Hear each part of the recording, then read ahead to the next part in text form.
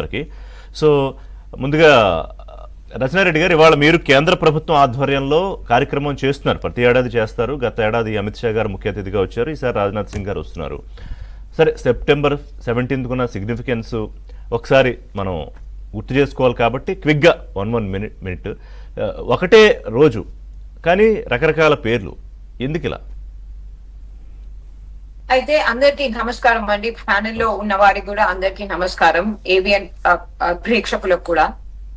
అయితే ఇక్కడ అంటే హిస్టరీని అక్నాలెడ్జ్ చేసుకోవడం అండి. ఇక్కడ పాలిటిక్స్ లేకపోతే పొలిటికల్ గా దాన్ని మార్చడం అంటే ఈజీ, కానీ ఇక్కడ హిస్టరీని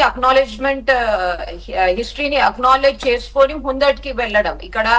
ఇక్కడ అప్పుడు ఏదో జరిగిందని ఎవరిని బ్లేమ్ చేసుడు అదంతేం ఉండదు, కానీ హిస్టరీలో ఏం జరిగింది, ఐ మీన్ విలీనమైంది, విమోచనహీనమైంది, అండ్ తెలంగాణ రీజన్ అనేది భారతదేశంతో కలిసింది.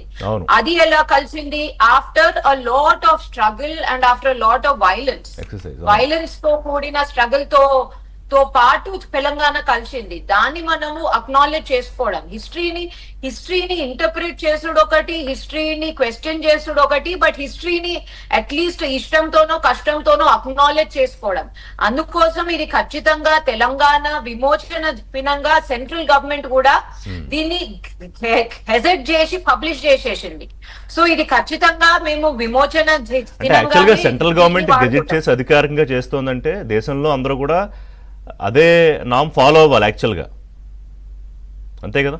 అవునండి, అవును.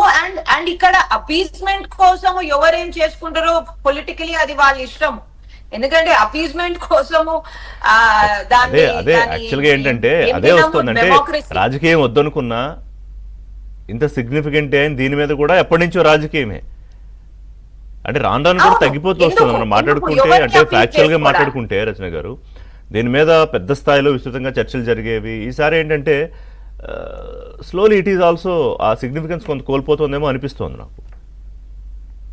సిగ్నిఫికెన్స్ కోల్పోయే కన్నా దీన్ని పొలిటికల్ చేయడం అనేది it's a waste of time అని చెప్పేసి మేము చేసేది.